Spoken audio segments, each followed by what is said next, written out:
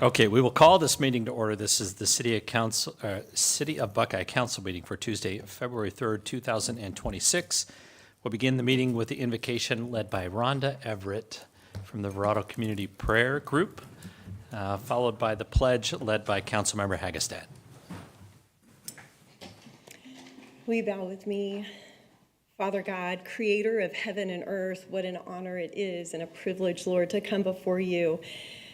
You are always working for your glory and our good, and we praise you that this city council, Lord, is looking to you for wisdom. We pray that you fill this room with your presence, fill each one of them with a sound mind and the ability to make the hard, courageous decisions for the long haul. And Lord, that this be a community that thrives. Lord, help us to be good stewards of the amazing resources that you've provided. We ask for your presence in our schools, over law and order, and all of those enforcing that, Lord, over our medical facilities, over our farms, Lord, over our businesses. And Father God, the decisions that make all of those come together and thrive are being made here. And so we ask for your wisdom, your guidance, that these individuals operate with integrity and strength of mind and courage. Lord, I pray that you protect them, protect their families, Lord. Protect this community. I pray that it be a community of peace, of productive students looking to, not just students, productive citizens, Lord, that look to see how they can better the whole.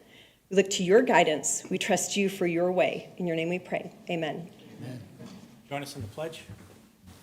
I pledge allegiance to the flag of the United States of America and to the republic for which it stands, one nation, under God, indivisible, with liberty and justice for all. Okay, thank you both. Can we have the roll call, please? Councilmember Yonker is absent. Councilmember Berry. Here. Councilmember Hegestad. Here. Councilmember Beard. Here. Councilmember Eustis. Here. Vice Mayor Goodman. Present. Mayor Orsborn. Present. Thank you very much. Item number 2 is comments from the public. Members of the audience may comment on any non-agenda item of interest. Do we have any speaker request cards? There are no speaker requests. No speaker requests. We'll move on to item number 3, awards, presentations, and proclamations. We have none for tonight. Item number 4 is consent agenda items and new business. Approval of items on the consent agenda. All items with an asterisk are considered to be routine matters and be enacted by one motion and vote of the city council. There will be no separate discussion of these items unless a council member requests.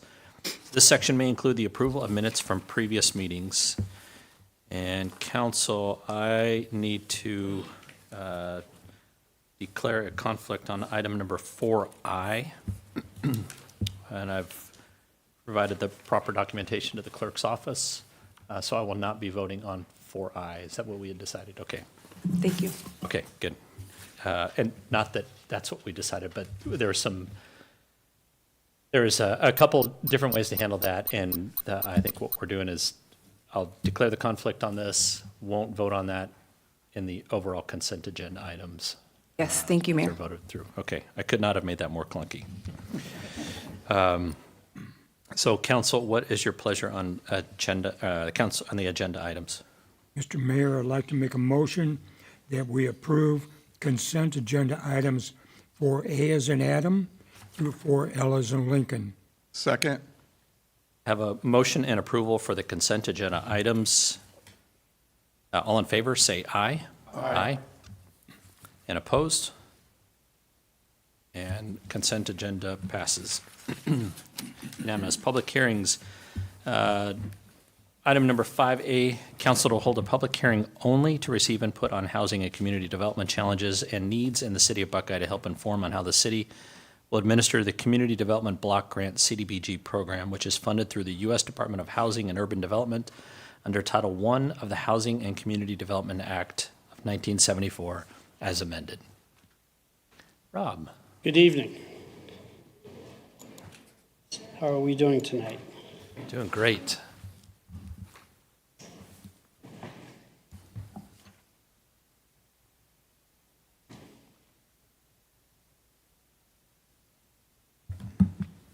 Okay, there we go. Had to figure out how to work this thing. So tonight we're going to be talking about the Housing and Urban Development Grant Program called Community Development Block Grants. And what I thought I'd start off with give you a little history behind the grants, tell you what they're about, how they've affected Buckeye up to this point, and how we are looking to use that in the future.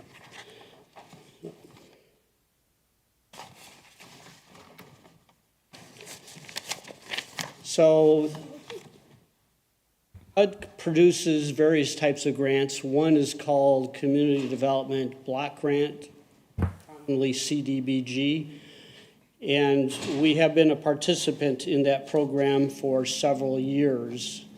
Tonight we're going to talk about how we've done that and then also talk about some citizen participation and the topic of our hearing for this evening.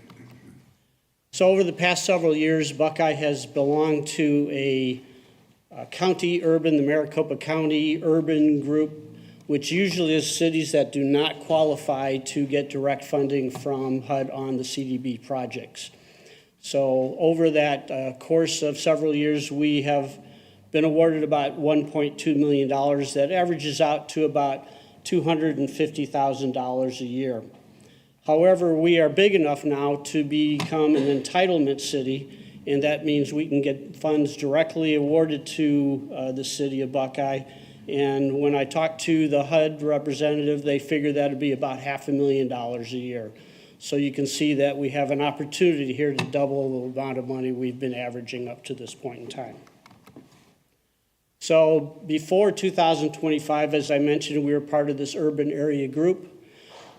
We were notified that we have become available and eligible for the HUD direct funding. That means that we don't have to compete for the funding. And last year on February the 18th, council approved Buckeye becoming an entitled grantee. So that means now we have to go through a process of becoming an entitled grantee, and there's certain things that we need to do. The major thing is we have to put together a 5-year consolidated plan. We also have to put together a 1-year plan. So the 5-year maps out what we're going to do, hopefully over the next 5 years. The 1-year plan talks about what we're going to do at the first part of that plan for the next 12 months. And then after that 12 months, we tell them what we did the last 12 months. And then we give them another 1-year projection to see if we need to stay on course, make some changes, and prepare them for where we're headed after that. So we needed to find an expert in this field to help us complete the 5-year consolidated plan, the 1-year plan, and so forth. So we went out and we looked at different consultants and interviewed very different consultants, and we ended up with a group called Root Policy. And in the screen you'll see on the left side consolidated plans. They have produced a lot of consolidated plans over the last 5 years. Since this is a federal grant, there's nothing specific to each state, so they can do the same thing in different states. We all have the same rules and regulations to follow. So you can see they've got a broad spectrum of opportunities and experience over the last 5 years. So we selected Root Policy to help us put together a program. We also put together a steering committee. The steering committee is going to help guide the process, collect input, and also to help select projects and put together that 5-year view. And this particular steering committee is made up of 2 of our council members and representatives of various groups within the city, most specifically grants, public works, police, community services, and development services. So what is a consolidated plan? Well, it basically uses a combination of data and community outreach to develop an idea of what the city needs in various areas and what kind of gaps we have in those various areas and how we can fit those areas. The specific requirements, though, are that we do this in areas of low and moderate income households. So we can't just do it anywhere we want. We have to do it in areas that are rated as low to moderate income households. So these components include taking a look at housing and infrastructure needs. Infrastructure needs include like water, sewer, roads and such. We have a program or a grant right now that we're doing for improvement of alleys and streets over around the corner down here, 10th Street, and some of the related alleys. So that's the kind of programs. We did one before that for the senior center kitchen. We upgraded that. So we go through that. We also have to do a housing analysis, a strategic plan, an action plan, and also have community engagement. So in terms of the strategic plan, we are reaching out to various people within the community. And the action plan then shows what we're going to do for the next 12 months. So who did we reach out to? So one group is the engagement of the stakeholders in the community, which are basically organizations, governmental, non-governmental agencies, and whatnot that provide services to the community. We also reached out to residents of the community to provide different opportunities for the community to involve itself in the process. So over the last several months, we have been posting surveys from September through November to query with the community what they think would be interested. We received 158 responses in this survey period. We also have to do 2 public hearings. Obviously, this is the first of those 2. Some of the areas of eligibility, like we mentioned before, is improving streets, improving water systems, providing some certain public services, and programs like that benefit the community. So we reached out to the community, and these are some of the areas that we have heard back from the surveys. Not all the items that they wanted to talk about are eligible, but this is kind of a list of items that the community is concerned about based on the surveys that we have conducted. Okay. We also put together a citizen participation plan, which also outlines different things that the survey and the public can weigh in on to help produce a consolidated plan. So the consolidated plan and the public citizen participation plan can be found at these particular locations, and they can contact us in several ways. Up to this point, we've been doing mostly surveys. We also held a couple of virtual meetings where people could call in and talk to us directly and ask us questions. We'll continue to do engagement through the end of this month for the community. After that point, then we'll be developing our plan and try to continue to do that through March. And then we'll have another public comment period later in the spring. And our goal is to provide a completed plan for HUD to take a look at and accept by mid-May. After that, then we hope to be awarded some type of grant award sometime in the summertime. So are there any questions? Okay, any questions from council? Vice Mayor. Yeah, Rob, when the funds come in from the federal government, how is there going to be an internal process as to how those will be distributed within this program? Yes, there's a 5-year plan that we'll put together and then a 1-year plan, what we're going to do over the next 12 months. The steering committee that I referred to before will help guide and produce that plan. And so that next 12 months, 1-year plan will specify how we will be using that money. So how much will go to this effort and how much would go to that effort, or whatever that committee comes up with. Thank you. Rob, thanks for the presentation. This is a really big step forward for the city of Buckeye. We've been for so long involved with the county, fallen under the county jurisdiction for this, and you go through the same process. You have your 5-year plan. Here's what we intend to spend the money on. but you're competing against a bunch of other entities in the county in that process. And having the money come in direct to, and you never know what you're going to get there. Sometimes it's you're shaking your head, yes. We've experienced this firsthand.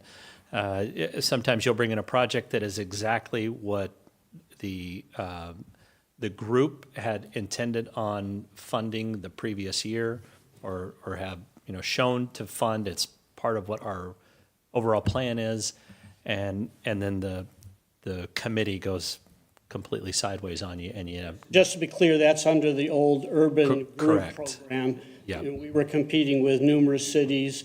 That's And exactly Some right. years, we obviously didn't get anything, so Correct. very unpredictable. Very unpredictable. And sometimes they would just lop off a portion of the project and say, here, make do with this.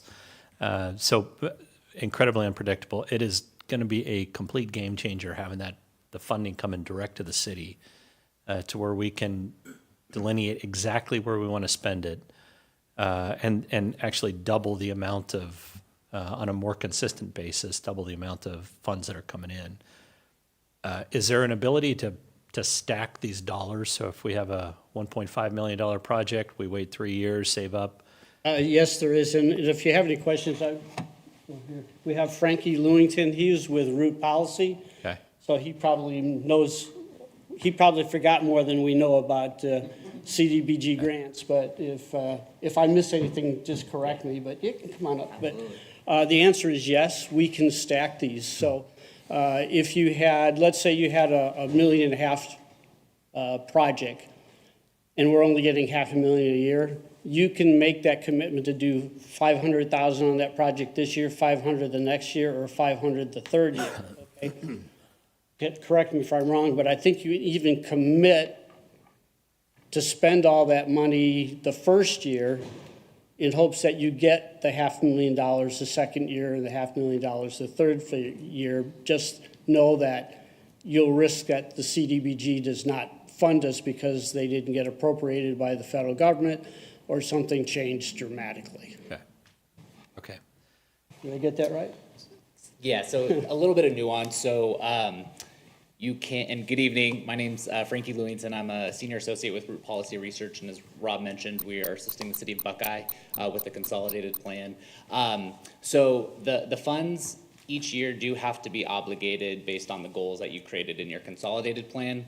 There is a vehicle called a Section 108 loan where you can essentially, one example is the city of Boulder, Colorado. This is the one example I have. Created a modular factory to build modular homes.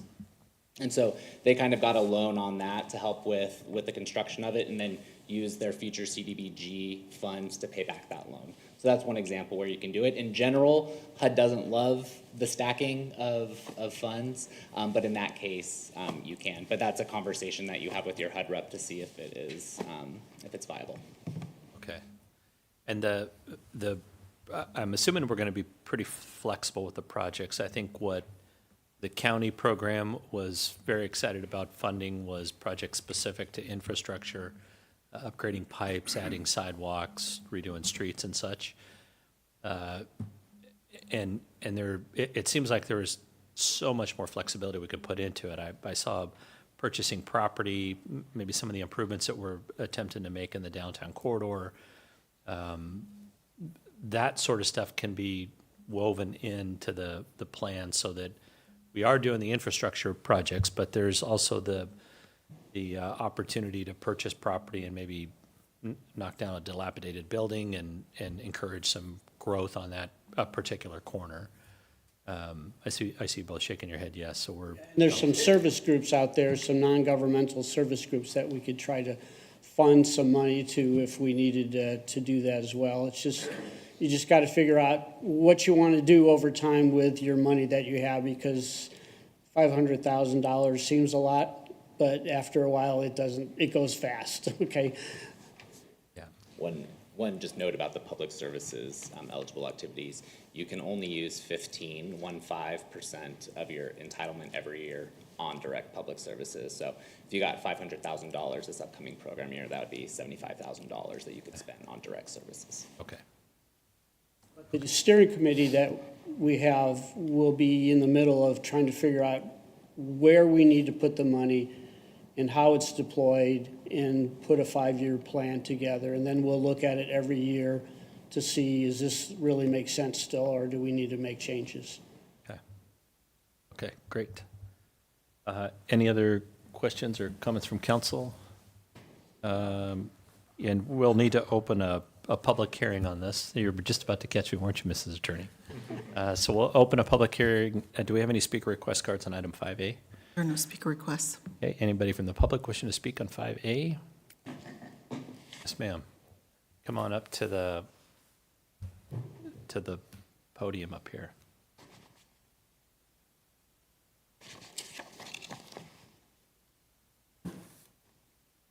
Hello, everybody. My name is Kimberly Schwarzenberg. I know some of you, and some of you may know me. Just wanted to make a statement regarding this project. I have been a community liaison for a nonprofit here in Buckeye for the last 5 years. Over the last 3 years, I have opened my own full community needs outreach here within Buckeye, but I go as far as Gila Bend and the California border. And with this project and what the opportunity is to serve our community is huge, and the need is fully there. I mean, we are long overdue for Maricopa County to come out this way, especially since we're the big city for everybody west of us. And so I'm not sure how everything is to go and how us as nonprofits can get on a community or be on a speaker panel to put forth what we do and what we've seen in the community. But I just request that this really be explored and looked at and talked with some of the nonprofits, just so that we can all get on board and help the city where we can to help our community. So I just wanted to let that be known that I see it, and since everybody's coming to us, just how we can all come together to make it happen. Great. Appreciate that. Thanks for coming up and saying so. Rob, just a question on that. Do we have select nonprofits that are a part of, or groups in the Part of community? the next meeting that we have with the steering committee. Okay. Can I connect you two during this meeting? Absolutely, yeah, Okay. just if she could send me her information. There I am right there, Okay. so you can track me down. But yes, the steering committee will be taking, we wanted to do all the research ahead of time, and we'll do some more public feedback. But once we have all that, such as this kind of feedback, then we'll be able to take a look at it and then figure out where we want to go. So after this, we'll be kind of moving fast, because we got to do all that by the beginning of May. Okay. Okay, great. All right. Well, thank you very much. Thanks for the presentation. Exciting times. We will close the public hearing. See, I'm just a little bit slow tonight, but we're getting there. And that'll be it for agenda item 5A. Thank you. Item 5B, this is for presentation only. No action will be taken. Council to receive the annual comprehensive financial report and audit results from Heinfield Meach and Company for fiscal year ending June 30th, 2025, as required by the Arizona revised statutes. And Rick Langley. Mr. Mayor and Councilman, I appreciate being here. I am your interim CFO at the present time. And before I introduce Jill, I would like to extend my thanks to the accounting staff, particularly the accounting manager, Sherry Meredith, for her tireless work working with the audit firm and putting a lot of work together. As far as introducing Jill Shaw is the managing partner and an audit partner from Heinfield Meach. So I'll let her take over from here. Thank you. Thank you.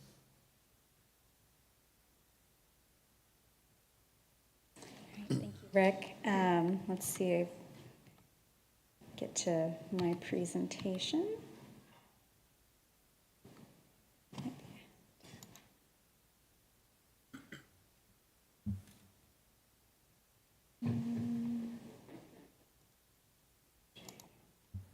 Maybe I just am not sure which file, if I need to open. Maybe this one? There we go. Transfer to that screen. There we go. Thank you. All right, thank you. As Rick mentioned, my name is Jill Shaw. I'm with Heinfeld Meach, an external audit firm that completes the annual financial statement audit for the city.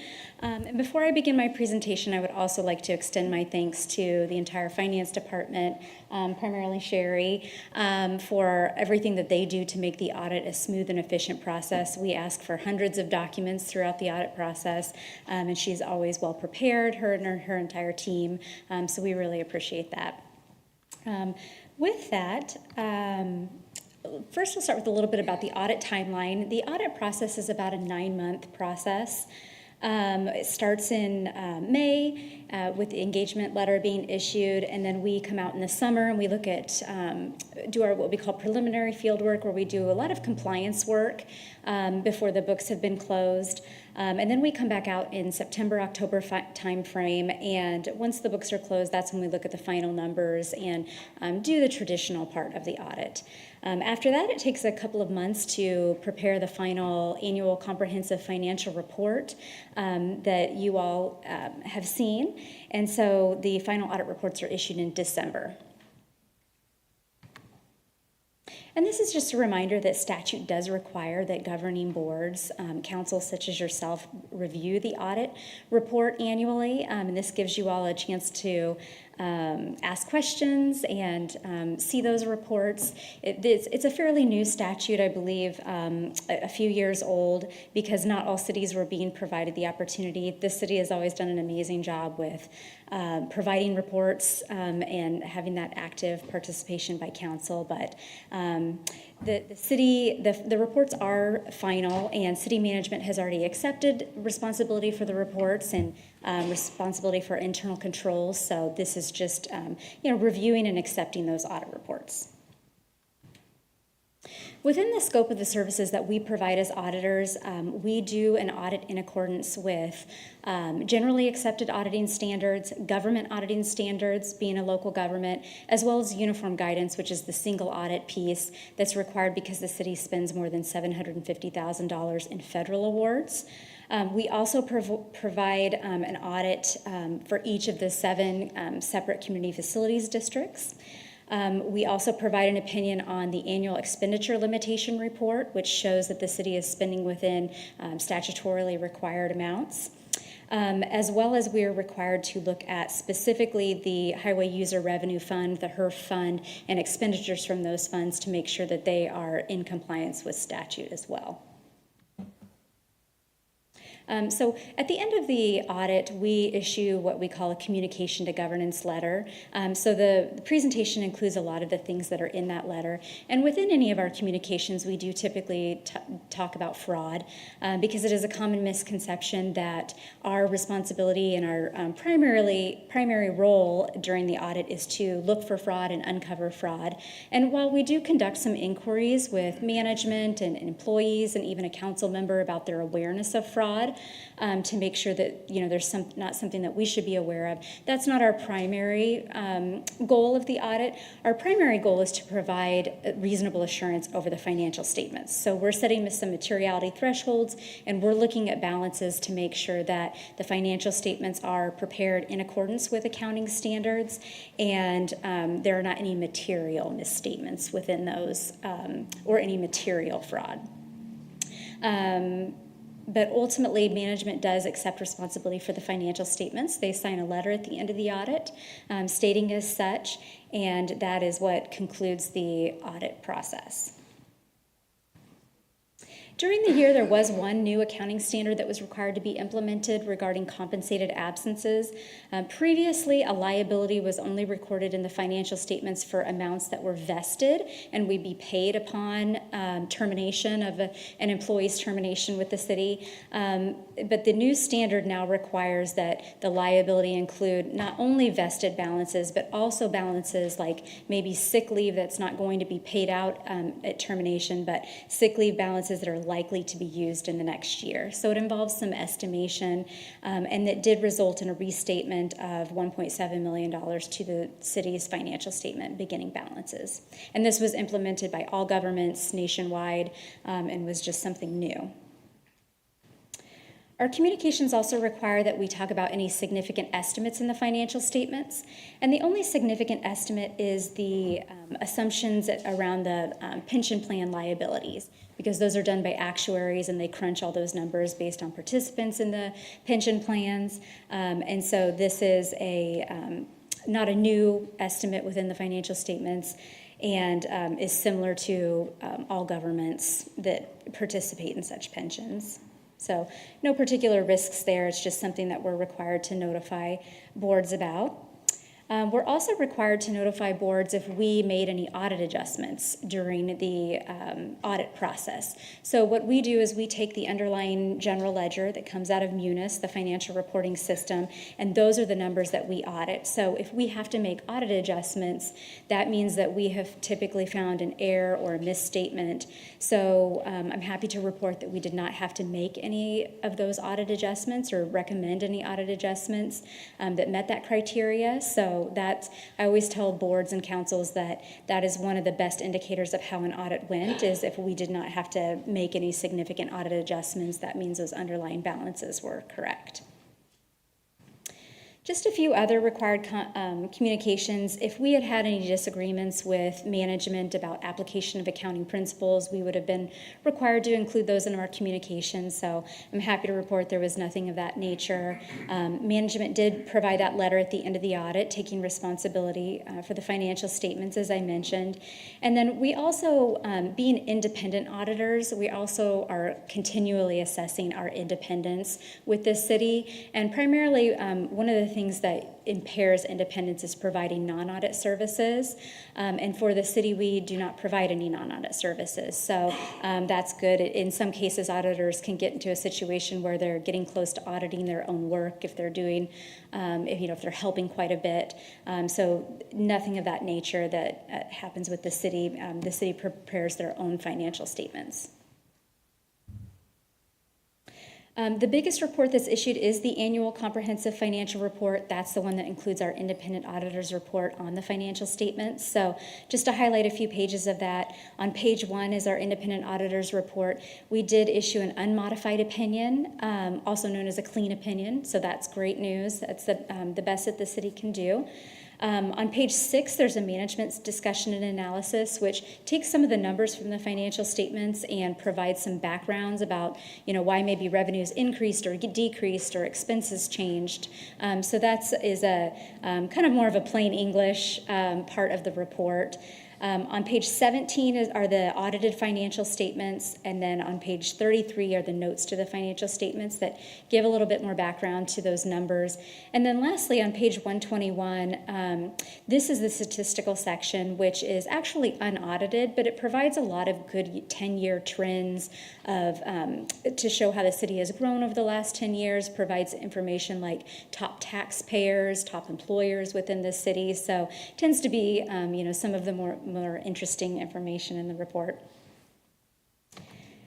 I mentioned that we did the audit in accordance with uniform guidance. So as a part of that, we also issue a single audit report. And with that report, that is where if we had significant findings, they would be reported in this single audit report. So I'm happy to say that there were no significant findings. We call those significant deficiencies or material weaknesses in internal controls, because not only do we look at whether numbers are accurate, we also look at the process behind those numbers, and are there weaknesses in the process that could lead to inaccurate numbers if not corrected. So nothing of that nature was noted. Because it is a federal audit, we are required to change which federal programs we're looking at from year to year.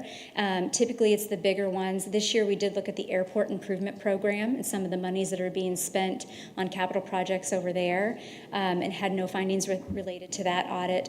And overall, the city is considered low risk, which is a great sign of how the city's doing. That means they've had no material weaknesses noted in the last 2 years' audits, that audits for the last 2 years have been on time. And no question costs, meaning we found money that was misspent on things that it shouldn't have been. So those are all great indicators of how the city is doing. But overall, just some final comments. As I mentioned, management is always very cooperative and open to suggestions that we have and providing the information that we need. All of the audits have met the state and federal regulatory deadlines. The official deadline for most of this is March 31st, so well ahead of those deadlines. And they even met the deadline of December 31st for a GFOA. You can apply for a certificate of achievement for excellence in financial reporting. So they met that deadline to submit the report and be eligible for that award again this year that they've received in the past. So with that, I'm happy to answer any questions you might have about the audit process or what we do. All right, thank you. Any questions from council? None. Well, thank you for the presentation, and to our accounting department, Sherry, congratulations. Everybody has congratulated you coming up here, so I feel obligated to do the same. But having such a clean bill of health from a financial perspective, and I mean, I heard nothing but A+++ across the board for our accounting department and finance. So congratulations on that, and thank you for all the hard work that you all put in, and thank you for the hard work that you put in providing the report. Thank you. Yep, thank you. All right, on to agenda item 5C, council to take action on funding 3 economic development catalyst program applications for the combined amount of $87,150 plus certain city fees eligible for reimbursement. Susie Boyles, you're presenting. Yes. Evening, Mayor, members of the council. Susie Boyles, your Economic Development Director. I am excited to be here tonight to present on the Catalyst program, which we are all very familiar with, but we will walk through a couple things. Before we jump into that, I do want to formally introduce you to our new downtown project manager, Ashley, on our team, who is here tonight. We're very excited. Ashley actually joined the city. She started with the city as an intern. She was an intern during the 2020 census, and so during a pandemic, she was out making sure that all of our residents were counted and effectively, counted towards our population count for federal dollars and things like that. So she actually started boots on the ground. A lot of that work was actually done in our downtown district specifically. It was a hard to reach demographic.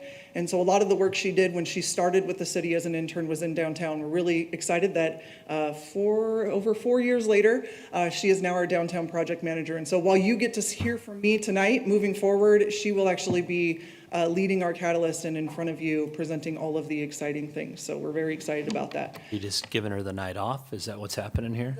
Yeah, we're breaking her in slowly. So it's a slow process. I think she's on week 4, so in her new role. But as you all know, the Catalyst program was established over 12 years ago. It's a very successful program, and it is designed to promote exterior rehabilitation of commercial projects, and it does offer grants up to $50,000 for eligible improvements, and then each business is required to provide basically a sliding scale of a match to those funds. And so something we're really proud of is actually the return on investment for this particular project. So the city over the last 12 years has actually paid out $1.1 million to qualifying businesses since the beginning, which has resulted in private investment of over $3 million into the city of Buckeye. So over $4 million total has been basically generated through this program with private investment in cities. So for every dollar that the city has invested, we have received almost $4 back in return in development and in rehabilitation of buildings into the city of Buckeye. And so I want to just pause and say thank you for continuing to fund this program. Every year we do seed it with $250,000 for applications, and that is through the budget process. And so thank you for continuing to fund it. It's a very successful program. We think it's got a great return on investment.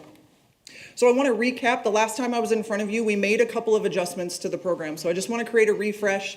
We did add signage to the program this year for qualifying businesses as long as they are part of a larger facade project. You will see some signage. Actually, in this, we're very excited that it's working. One of the changes is being taken advantage of right of way. And so we also changed the project completion timelines and extensions. So projects that are awarded now do have 12 months to complete their project, and they are allowed to ask for a 6-month extension. And we do that because we want to make sure that when you authorize these grants, that they are done in a timely manner and that we are seeing the fruits of our labor, and we want to see the money actually go to work right away. We did change the max reimbursement amount. So over a 3-year period, one parcel can only receive $50,000, and that's a rolling 3 years. And so businesses can reapply after it rolls off, after they receive $50,000. And then we just cleaned up the program guide and things like that, removed redundancies. You can see on the other side, there's a sample of qualifying projects that have always been there and have not changed. So some new things that we were adding that we wanted to share with you this time is we are effectively, last month, we are now accepting applications throughout the year. And so instead of, Catalyst used to be twice a year, we'd open applications, we'd accept those in, and we'd bring them forward to council. And through a lot of feedback from the businesses and actually with the Main Street Coalition, we have actually changed that to be a rolling fund. So we think that this actually is going to be more business friendly. When the business actually has the funding available and the project that they would like to move forward, they can apply at any time through the year.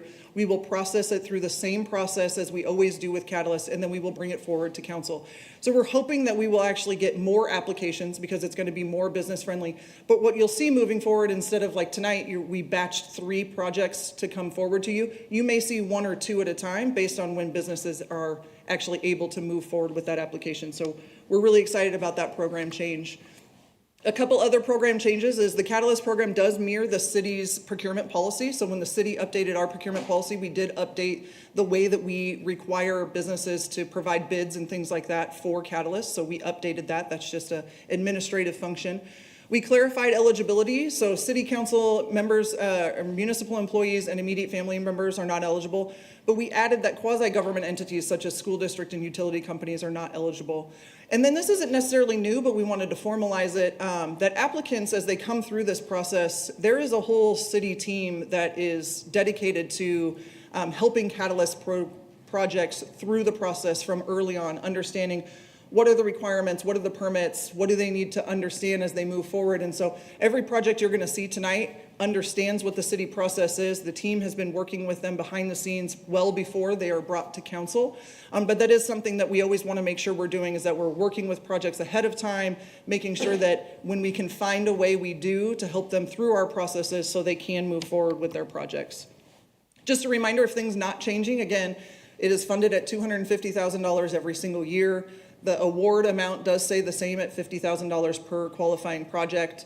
And the process is exactly the same. So even though we are no longer taking in applications twice a year, it's a rolling application cycle. When they come in, they'll be the same. And the review committee is the same. So the review committee consists of city staff, members of the chamber, and members of Main Street. I want to give a shout out. We do have members of Main Street Board here tonight in support of the Catalyst. And so everything that you're seeing has been vetted through that committee. And we do appreciate both of those organizations supporting that as well. Over the 12 years, we had 58 projects completed, and while this is a citywide program, most of the projects that do qualify and come forward are in downtown. And so when you think about the return on investment of almost $4 million invested into the city, the majority of that is in downtown, and we're really proud of that fact. And so a couple project updates before I get into the new applications is you can see here we've recently completed and paid out 4 outstanding projects. So previous awards that were brought forward to council were completed. They submitted all the receipts, and we did verify that and paid those. And so we're very excited to close that out, which means we have no outstanding projects. So we want more projects to come in. We want to award more money. And so there's nothing kind of in the queue waiting to be paid. And so the next 3 that you're about to hear will be fresh into the program. And so kind of going into the new applications for this cycle, we do have 3. Each of them, again, like I said, have gone through the review committee. They've met all the Catalyst application requirements. That's why we're bringing them forward, and the committee did recommend that we bring them forward for council consideration. So we're going to kind of walk through Buck's Car Wash, All Faith Community Services, and Liquor Corral. So let's just jump into that real quick. So Buck's Car Wash, the improvements they're looking to do is to clean and paint the exterior trims, the curbing, and the fencing along their property. You can see the total project cost for them is just about $4,200. The business themselves will be responsible for just over $1,000 of that, and then Catalyst will reimburse at the end of the project for just over $3,100. So a very exciting project. This, if you've driven by there for a while, it's a brand new ownership group that has stepped in. Our team did go out and introduce ourselves to the new ownership group, and they are excited to kind of apply for the Catalyst to get this reinvigorated at this particular location. The next is All Faith Community Services, and so you can kind of see here, they're going to be installing a series of new windows, actually 14 to be exact, and doors, new siding, and actually adding some security exterior lighting to the building. This particular project is more costly, so they are anticipating the total project being $75,000. They will be contributing $25,000 of that. And then at the end of the program, the Catalyst, should you award it, will reimburse them for up to the $50,000. So they are taking advantage of the entirety of Catalyst, which is what we want. We want projects to make substantial improvements such as this.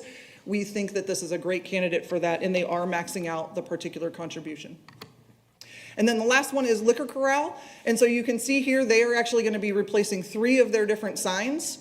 They are going to be replacing their metal cladding and the beams at the entry, as well as a new drive-through window. So again, they are estimating that their cost will be about $53,000. The business will be responsible for just over $18,000. And then at the end of the project, Catalyst will reimburse them for a not to exceed $34,000. And with that, again, staff does recommend moving these forward. They've met all of the Catalyst application requirements. They've gone through the review committee, and they are recommending that these move forward. So tonight, staff recommends approving the just over $87,000 for these 3 projects. If you were to approve that tonight, we do have the other 162 still available for this fiscal year. So we are out working with additional businesses. Ashley is continuing to work with them to bring in new applications. We would love to see that additional 162 given out this fiscal year. So we're hopeful that we'll be back in front of you with more applications. But with that, I am happy to take any questions that you may have. Okay, council, any questions? We'll start with Councilman Eustace. When we promote this, do we put this out to the entire city and ask any of the businesses in the entire city if there's any of them that are wishing to apply for this? Mayor, members of the council, yes, we do. So we actually work with the marketing department. We put out a press release. So previously, when we would open the applications, we would actually open the applications, put out a press release, post on social. We work with the Chamber and Main Street to post on their socials. So it is a citywide campaign that we push out. So we do create that awareness. Now that it is a revolving fund, we will be looking at different ways to create that awareness continually instead of at the application cycles. But yes, we do work with marketing. We put out press releases in the past, and we make sure that citywide, everyone is known that it is a citywide program. And as far as the review committee, you say that consists of what or who? Yes, so the review committee consists of city staff, members of the chamber, and members of Main Street. Okay, thank you. Absolutely. Councilman Hegestad. Could you go back a slide? Yeah, we could just take this one as an example. Sure. So I think you said that at the beginning that the city put in about 1.1 million. And we've had about 4.1 million investment.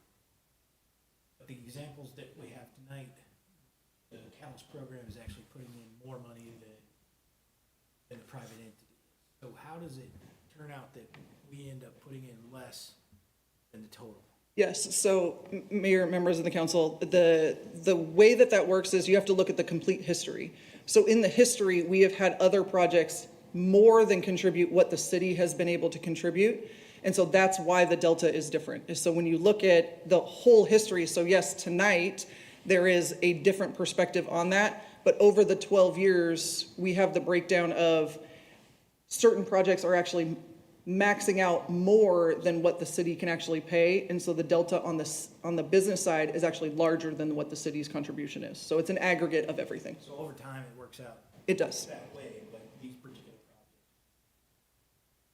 are less than the 50,000 we paid for. That is correct. Okay, any other questions from council? Okay, council on agenda item 5C, what is your pleasure? Mr. Mayor, I make a motion, we approve agenda item 5C as in Charles. Second? I have a motion and a second for approval of 5C. All in favor say aye. Aye. And opposed? 5C passes unanimous. Thank you. Thank you, Susie. Thank you, Ashley. Good work. Item 5D, council to take action adopting by motion and notice of intent to adopt new or increased water and wastewater rates, rate components, fees, or service charges, and setting a public hearing date of April 7th, 2026. Terry Lowe, you'll be presenting. Good evening, Mayor, members of council. Terry Lowe, Water Resources Director, Deputy City Manager Askelson, and myself will be tag teaming this one similar to the workshop session we had.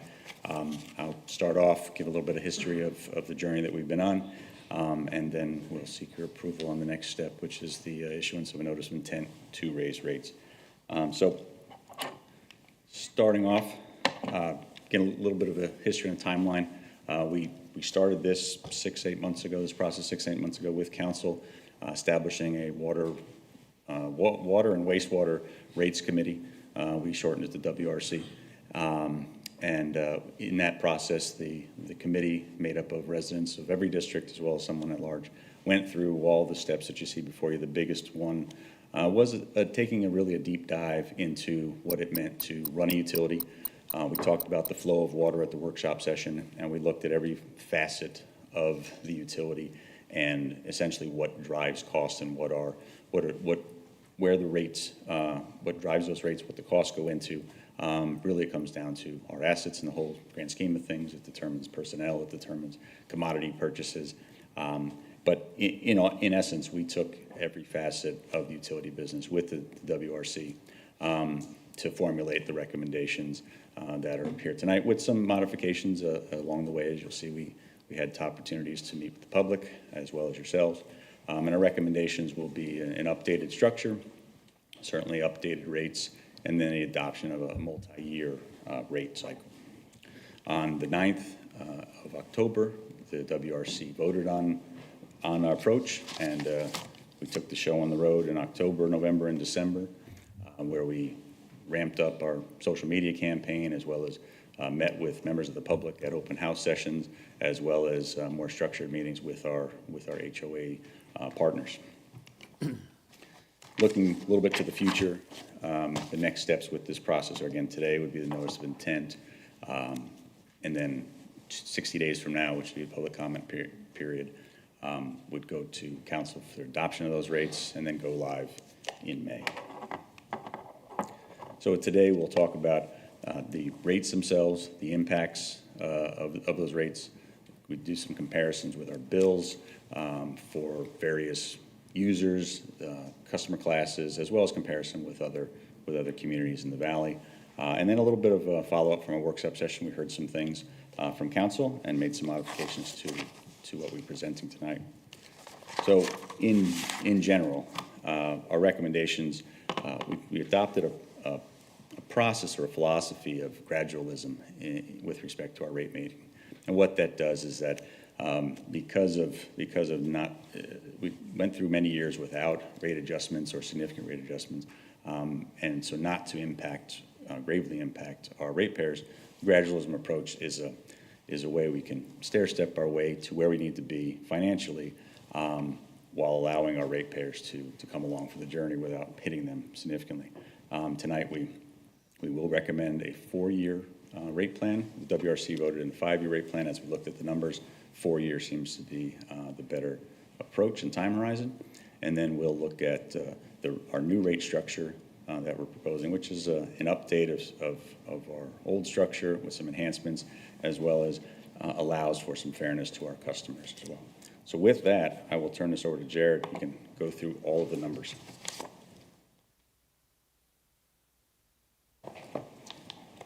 Thank you, Terry. Good evening, Mayor, members of the council. As Terry had mentioned, 2 weeks ago, we met at a work session and talked through the details of the utility rate study. Three major financial guidelines that we were looking at guide the financials surrounding these recommendations. So ensuring that the utilities have an operating surplus, ensuring that their fund balance exceeds the requirements for the reserves that they have, and the third is to make sure they have a debt service ratio over 1.2 times their available revenue. These recommendations, they meet all three of those guidelines. Specifically, you see in front of you the water rate recommendations. Something that has changed since that time is one of the things we looked at in the spirit of gradualism is we looked at the commercial high user that was seeing an increase of about 90% year over year. And we decided to take a closer look at that, as had been recommended by many times by the public to Terry during the outreach. We sharpened our pencil and took another closer look at this. So what you see here is the residential and landscape proposed base rates. Previously, we had presented base rates exactly the same as this for all customers, including commercial. However, in order to lighten that load in that first year for the commercial high-end user, we have split the commercial base rates out from the rest of the residential and landscape. You see those changes here. So we're increasing the base rates, and you're going to see a decrease on the usage rates to kind of balance that out for those high users. The residential usage rates are remaining unchanged for what we discussed from the other night. We'll talk about those impacts here in a few slides. The potable landscape and the non-potable landscape also unchanged from our discussion 2 weeks ago.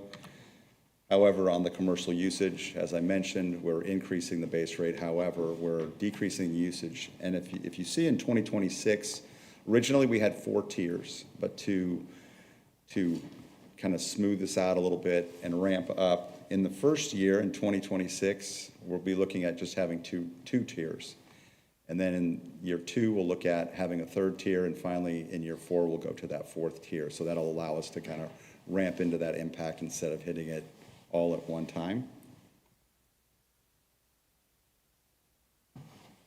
So the impacts you see here, we'll focus on the percent change to the current. You see residential remains unchanged from our discussion 2 weeks ago at 4%. Previously, the commercial low-end users that are now at -4, reductions of 4% and reductions of 2.1%, had seen reductions of 10% and about 20%. So again, by shifting that base rate, we're pushing a little bit more of that burden onto the low-end user. However, they're still seeing a decrease with this recommendation. But you see down at the bottom, the commercial is at 21.2%. We had seen over 80% previously. The landscape, both potable and non-potable, remain unchanged from our presentation 2 weeks ago. Wastewater largely remains unchanged from how we presented it 2 weeks ago. However, you see there at the very bottom, again, to help the high-end user ramp into the new structure, we're decreasing, we're increasing it to $4. Previously, we had said $5 in year 1 and then $5.35 in year 2. So now ramping it up with a $4, $5, and then $5.72 is what we had recommended previously. So the wastewater impacts, again, residential remains the same as we had discussed before at 7%. The commercial, what we'll call low-end users, previously had seen over 50% increase in that first year. We're decreasing that a little bit for those. The commercial high-end user was seeing over 90, almost 95%, so decreasing that quite a bit. We'll look at the bill comparisons. This is a residential user. We use a 1-inch meter with 6,000 gallons of water usage and 4,000 gallons of wastewater usage. This remains the same as we presented last time, 5%.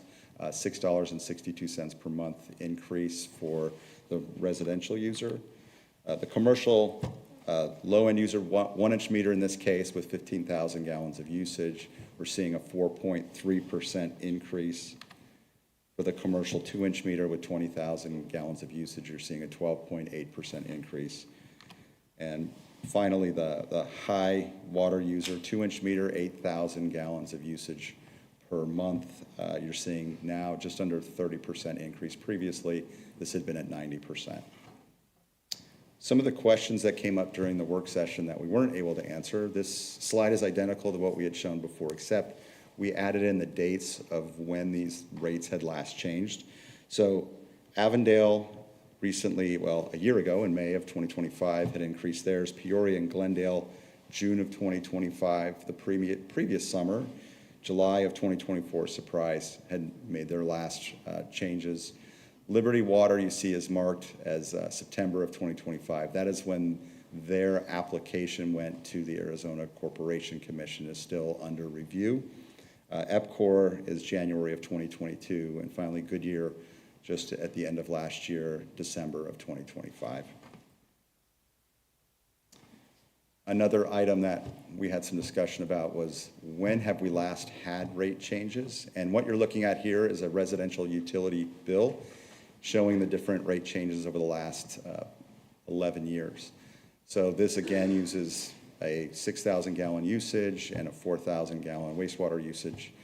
You see that in September of 2013, we took action and set those rates that you see at the very far left of our screen in the red. Those were actually, it was originally adopted as a multi-year plan. That multi-year plan, though, after the first year was reversed, and in March of 2015, a new resolution was put in place that put those two increases that you see in January of 2015 and January of 2016. There was additional action in November of 2016 that shows up as a green dot. You see no change. That change increased the higher tiers of water usage, so it did not impact this residential, the average residential user. And finally, you see the January of 2020 action that implemented the repair and replacement fee. That was the last action that was taken on our utility fees. There was a couple questions surrounding the global connection fees. The global connection fees have been included in the rate model for water. To date, we've paid out $15.5 million. On the other side of that, we've collected about $3.1 million. So we collected about 20% of those connection fees. It's a $45 million total agreement. So there's about $30 million, a little less than $30 million remaining on that agreement. It's a 20-year term. We're about halfway through that now. So as Terry had mentioned, we'll take action tonight on a notice of intent. We'll look to post that on our website tomorrow. Then we have a 60-day period for public to review the report that is attached to this notice of intent. We will come back on the 7th of April and have a public hearing followed by potential action on those rates. The rates technically will be live on May 7th. However, the next billing cycle is May 13th. Because this is a 4-year plan, we also have future rate increases programmed for January of 27, January of 28, and January of 29. And with that, are there any questions? Okay, council, any questions on this? I do. Okay. Councilmember Hagestad. I didn't see any comparisons with the potable water, what their bills would be. Can you give us any indication of what they would be? Because ultimately, those are HOAs. And the HOA costs will be given to the residents of those HOAs. So I need to know what the difference is so that I can tell my residents how much extra they're going to be paying. They're going to get an increase in their residential, and then they're also going to get HOA fees. So have we done anything on that to determine what that is? Yeah, thank you, Mayor. Councilmember Hagestad. The reason why we didn't do the comparison on those other slides with the bills is because those customers usually only have water. They don't have a wastewater component. So this water monthly impact slide that I have up on the screen here shows what that impact is going to be for those customers. So for a low water user, 2-inch meter, 20,000 gallons per month usage, you're actually going to see a decrease of about 31%. Most of that has to do with the fact that their base fee is going to be lower than it was previously. For a high water user, 2-inch meter, 500,000 gallons per month, you're seeing an increase of about 6.8%. Non-potable, you're seeing an increase of 25.5%. However, the dollar amount scale is considerably less than what you're seeing with potable water. So that's a 6.8% in year one, and then it goes up from there as well. Correct. So for the residential and for the landscape, the percentages you see there are what happens in year one. In year two, it's a 4.5% increase. Year three, 4.5, and year four, the same. So it's the same increase from there on out. The commercial is a little bit different because of what we just did to kind of ramp them in. So for instance, the commercial high-end user is seeing a 21% increase. They're going to see a 24% increase the year after that. Then it's going to come down to 16%. And then it's going to come down to the 4.5%. So we're ramping them in. Everyone else, after that first year, you're going to see the same increase, about 4.5% each year. Okay, so the first year, 6.8% for the landscape, and then after that, it's about 4.5% per year through the 4-year period. That is correct. Great, thank you. Okay, other questions for council? Not seeing any other ones. Just want to make a couple comments. Thank you for taking a look at the commercial high water user. The amount increase that we had previously was, you had a little bit of sticker shock from. And so I don't know exactly who those high water users are, but I know that they greatly appreciate, and I guarantee we would be hearing from them as a city if you had basically a doubling of a water bill, especially when the water bills are in the range that they are of, $8,000 or so a month. $9,000 in this case. So thank you for taking a look at that and leveling that some. You had mentioned the 4-year versus the 5-year. Can you just, for the public's benefit, one more time explain why we're doing 4 instead of 5? Thank you, Mayor. So when we were looking at those financial milestones, the operating surplus, the operating reserves, and the debt service ratio, because both water and wastewater are going to be scheduled to issue some debt in year 3. Year 4 sees a pretty sizable drop in both the operating surplus and in the debt coverage ratio. So we wanted to just go 4 years and then kind of take a pause and see where we're at. Have we issued that debt? What was the amount of that debt?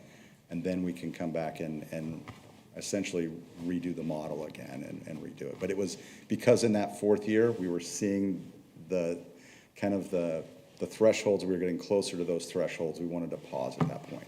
Yeah, I appreciate that also. Meetings with the HOA partners, can you give a little bit of an idea of who those HOA partners are and what feedback we had from them? Sure, Mayor. We had a series of meetings with several HOAs. Everyone was invited. They RSVP'd. Unfortunately, we didn't get as much of feedback as we'd like, but we did get some positive feedback. Many of the HOAs that were in that, as Jared mentioned, smaller or medium area, we did some forecasting now with different numbers, but in the end, the essence was that we didn't want landscaping to be hit such that, again, it rolls back down to our customers. But when you look at that increase, the 6% increase that Jared had, when you divide that out by the number of homes, it really seemed like a very palatable dollar, and they were appreciative of that. And so we've got quite a few questions as to just they were appreciative of the approach we took. They asked how we got to certain approaches, and all in all, I think it went fairly well. Wish we had a little more feedback from them, but we they gave them the opportunity, and our information is out there so they can ask more questions if need be. Do we have more planned public outreach now that we've kind of, so I guess maybe to back up, what we're doing tonight is establishing the intent to raise this, similar to our budget, sets the upper threshold can always dial it back, although I don't know that that's necessarily going to be the case. So we've established now what we think our rates are going to be. We have 60 days to get public input on that. Are we going out to the public, and now that we have this established, and speaking to what these rates are going to be? At the present time, we do not have any planned public outreach specific for rates themselves. We work with your office and communications department on what are some of the community meetings and events and those types of things. We usually have a table at a few of those, and so we're out there able to answer questions should they come up specifically after this meeting too. I think there's a couple key ones maybe we hit. Some of them are, you get a good group of people that go to the senior center, and so downtown there's an opportunity, I think, to have a captive audience, and they're feeding them food also, so that brings a lot of people. And then this is Miranda's Super Bowl season right now, so there's lots of opportunity for public outreach at some of the events. And your staff does a great job at being out at the public events and sharing conservation ideas and, how to test for leaks and things like that. But I think it's probably really important to push out, be ultra proactive in pushing out the message so that we're contacting everybody and making a very good faith effort. Absolutely, we can certainly do that. Additionally, we'll have bill inserts following tonight's meeting. We'll have bill inserts to everybody, and we'll get, with the 60 days, you'll get basically 2 bills and cycles, and so that information will be there. Our Facebook page, the rates, we got an email address set up for rates for people to ask questions, so all of that will be out there as well, so in everybody's bill. And I think just in the interest of messaging and making sure that we are completely above board on it, we've been using the line that we have not raised rates since 2013. And while it's true, we haven't taken a council action to raise specifically rates since 2013, but we've seen increases since then. There was 2014, it looked like 2015 on that scale. And then there was an increase, and we'd gone through this same exercise and realized that, we can live with for a period of time just an increase in the fee. I thought it was a water resource fee, but it's an equipment replacement fee.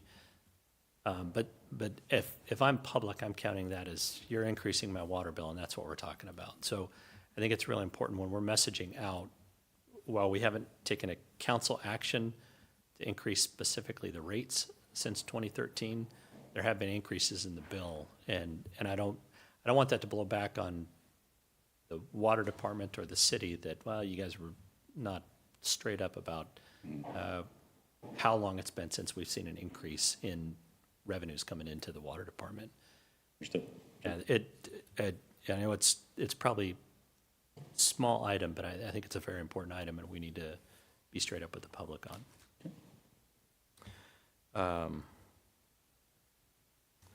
Other than that, I appreciate, this is it's a monumental process, and you guys are going through, and I really appreciate the process, and we've seen this many, many times at public meetings that we're in, so the workshops, the council meetings, and there's been a lot of discussion on all this for many, many months. Going back to the timeline you had, I think it was in October, the Water Rate Committee, we are grateful for all of the work that they put in, the Water Rate Committee, the work, right? We'll go with that. But we were going to have marketing look at a name there. But that was an entire process that we went through going back, where we had a committee of residents looking at this. They made a recommendation to council. It came to council. There are a couple things that we went back and tweaked, that you all went back and tweaked and found some different ways of doing things. The rate setting is not a science, it's kind of an art. I think maybe you've said that once before to me, and that's why it sticks. And so there's these little finesse adjustments that you guys are making to the rates to make them work for everybody. I greatly appreciate that in this entire process going through. I think it's just telling the public the good news about it, and And then 60 days from now, hopefully, we're beyond it. So, Appreciate it, Mayor. Thank you. great, okay, Yeah. yeah. I don't know about good news, but, what we're doing tonight is we're giving notice that we're going to adopt rates that are different than the rates today to a max of what you've recommended, correct? I'll defer to city attorney, but I believe that we're setting a ceiling. Depending on what we hear from the public, adjustments could be made, of course, I believe. Downward, but not upward, yes. So we're not adopting rates tonight. We're just saying that in this next period, we can adopt rates up to this maximum, correct? It's a notice of intent to raise, but Okay. you're not adopting to I raise. just want to make that clear that we're not adopting rates tonight. Thank you. What he said, right? Appreciate that. Okay, any other questions from council? I'm seeing none. Council, will we need a motion on this item? Mr. Mayor, I'll make a motion that we approve agenda item 5D as in David. Second. I have a motion and a second for approval. This does not require a public hearing. So all in favor of approval for agenda item 5D, say aye. Aye. And opposed? And 5D passes unanimous. Thank you. Thank you both. Okay, on to item number 6, comments from mayor and council. Do we have any comments tonight? Councilmember Eustace. I'd just like to thank our PR department for the promotional efforts they've been putting in. Our rodeo a couple of weeks ago and the parade, I believe they interviewed, Mr. Mayor, I believe they interviewed you down there at the rodeo. At 5:30 a.m. And that's why I had it recorded. I didn't stick it up to watch it. But I also like to thank them. We're actually getting reports on the traffic conditions out here, which was a surprise. It's nice to know how long it's going to take me to drive to a doctor's appointment. And they're giving us actual weather reports and actually saying on the air what the temperature is in Buckeye. All of this is new, whether you know it or not. If you watch your news, you probably don't even realize they never mentioned Buckeye. They might get as far west as talking about, or maybe Glendale, once in a while as far west as Goodyear, but now they're actually mentioning Buckeye. So it's nice to see that. Whoever's putting in the effort, and I know who, John, thank you. And it's nice to see us recognized once in a while. We do things out here, whether people realize it or not. So thank you, Mr. Mayor. Thank you. Any other comments from council? I'm not seeing any. I just want to give a huge thank you to our Public Works Department, the Capital Improvement Project Department, the developer, and the coordination that's going in to finish the improvements of McDowell Road from Verrado Way out to Jackrabbit Trail, which is a lift. Some of that is being done by the developer, some of that is being done as a CIP project, using revenues coming off of the Vestar development. And then having the forethought is, I saw Amy in here. Is she still in here? Yes. Amy, thank you for your team and getting lined up and executed over the weekend, the mill and overlay of the intersection of Verrado Way and McDowell all the way down to the freeway right away. That's it's different than projects are typically done. That was, I think, basically done at night and on weekends outside of typical travel.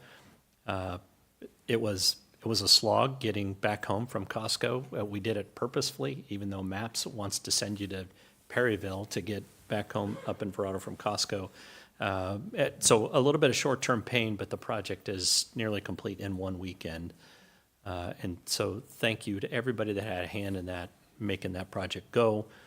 And that just gets us one step further to having a completed entryway where folks from all over the region will go to buy stuff at Target or watch movies or whatever the case may be at that center. So I appreciate all the work that went into that and thank all of the staff, the inspectors that were out there, everybody that had a hand in putting that on. That's outstanding work. Councilmember Eustis did talk a little bit about all of the festivities around Buckeye Days, and what an awesome event. And Miranda, thank you for your team putting all that on. I know it's not just community services, it is all hands on deck for that from every single department, and what a great weekend here in the city of Buckeye.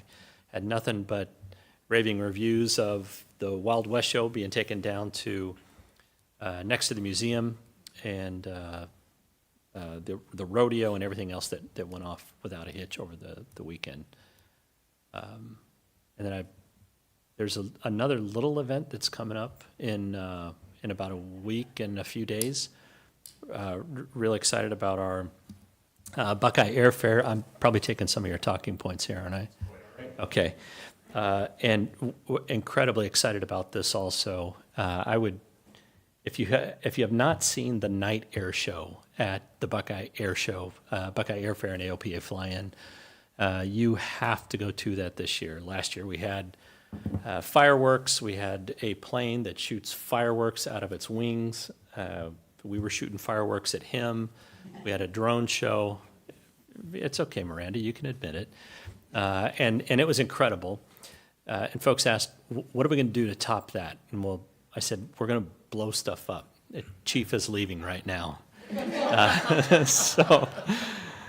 So the addition this year is a pyrotechnics team that is coming out that does this wall of fire that is absolutely amazing. So make sure you are there on Saturday night to see that. And actually, if you're like me, you'll hang out there from Friday morning through Sunday evening until it gets dark, being a part of this. But last year we had 35,000 people. I expect we'll probably have more than that this year. We had 2,000 kids on Friday at a field trip learning about aviation careers and opportunities that exist in STEAM, science, technology, engineering, arts, and math.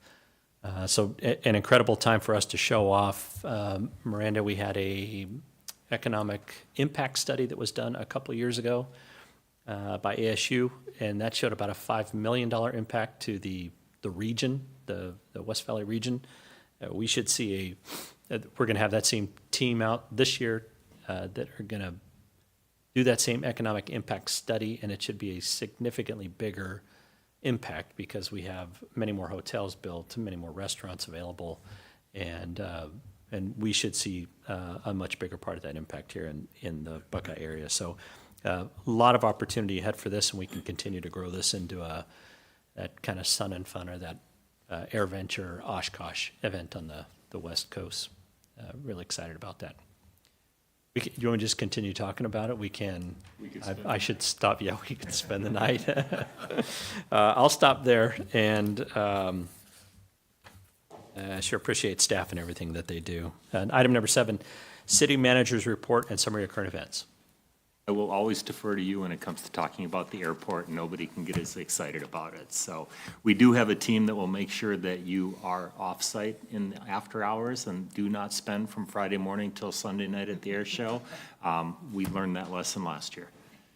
I know that team, and I can run faster than them. Just a couple things in it. It's a little bit repetitive. I do want to restate what you said about the Public Works team and the Development Services team and the coordination of that project on Verado. It's something we try to do all the time, but to be able to coordinate that level of construction project with that many different parties is extremely extraordinary. So I do want to thank everybody again for that. Buckeye Days, we had 4,200 attendees, 37 parade entries, and one of the things we did, we streamed it live on our city's Facebook and YouTube channels. First time we've done a live stream on a major event like that, and we ended up with over 28,000 views. So 4,000 people attending, 28,000 people watched it on the live stream. That is something we've been refining, and come the airfare coming up, we're gonna have some live streams there, and we'll see if we can get into the hundreds of thousands of views, if not more. That is the extent of what I've got. So thank you very much. Thank you, sir. Item number 8 is proposals for future agenda items. Any from council? All right, seeing none. Item number 9, with nothing else on the agenda, we are adjourned.